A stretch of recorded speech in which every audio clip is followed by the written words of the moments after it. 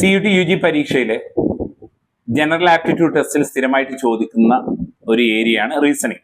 റീസണിങ്ങിൽ letter series, അതുപോലെ തന്നെ number series, അതുപോലെ തന്നെ വിഷ്വൽ സീരീസുകളായിട്ട്, അതായത് ഫിഗർ സീരീസ്, ഇത്തരത്തിലുള്ള സീരീസ് ടൈപ്പ് ക്വസ്റ്റ്യൻസ് സ്ഥിരമായിട്ട് 1-2 ക്വസ്റ്റ്യൻസ് ഉണ്ടാവും. അപ്പൊ നിങ്ങൾക്ക് സ്ക്രീനിൽ കാണുന്നത് ഒരു നമ്പർ സീരീസ് ആണ്, 2, 9, 28, 65. അപ്പോൾ ഇതുമായിട്ട് റിലേറ്റഡ് ആയിട്ടുള്ള ക്വസ്റ്റ്യൻസ്, ഇതുപോലത്തെ ക്വസ്റ്റ്യൻസ് ധാരാളം വരുന്നുണ്ട്. അപ്പൊ നമ്പർ സീരീസ് സാധാരണഗതിയിൽ ഇവ തമ്മിലുള്ള റിലേഷൻഷിപ്പ് കണ്ടെത്തിയതിനു ശേഷം വാട്ട് നെക്സ്റ്റ് എന്നുള്ളതാണ് നമ്മൾ കണ്ടെത്തുന്നത്.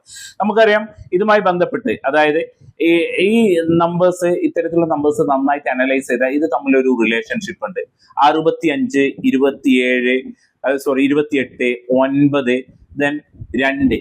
അപ്പോൾ ഇതൊക്കെ നമ്മൾ ക്യൂബ് പ്ലസ് 1 ആണ് എന്നുള്ളത് നമുക്ക് അറിയാൻ പറ്റും. കാരണം 1ന്റെ ക്യൂബ് നമുക്കറിയാം 1 ആണ്, പ്ലസ് 1 അത് 2 ആക്കി കൊടുത്തു. ദെൻ 2ന്റെ ക്യൂബ് 8 ആണ്, അതിന്റെ പ്ലസ് 1 അപ്പോ 9 കൊടുത്തു. ദെൻ 3ന്റെ ക്യൂബ് എത്രയാണ്? 27 ആണ്. 27 പ്ലസ് 1 28. ദെൻ 4ന്റെ ക്യൂബ് എത്രയാണ്? 64.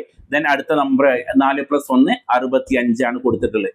ഇങ്ങനെയാണ് ഈ സീരീസ് പോകുന്നത്. അതായത് ക്യൂബ് പ്ലസ് 1 എന്നുള്ളതാണ് കോഡ് പോകുന്നത്. ഇനി 5ന്റെ ക്യൂബാണ്.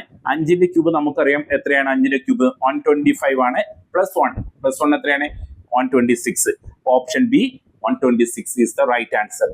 ഇത്തരത്തിലാണ് റീസണിങ് ടൈപ്പ് ക്വസ്റ്റ്യൻസ് സോൾവ് ചെയ്യല്.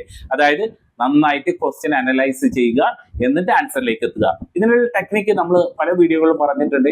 1 മുതൽ ഒരു 15 വരെയുള്ള സ്ക്വയറും, അതുപോലെ തന്നെ 1 മുതൽ 15 വരെയുള്ള ക്യൂബും പഠിച്ചു വെച്ചാൽ പെട്ടെന്ന് നമുക്ക് ഇത്തരത്തിലുള്ള ക്വസ്റ്റ്യൻസ് ഒക്കെ സോൾവ് ചെയ്യാൻ പറ്റും. ഓക്കെ.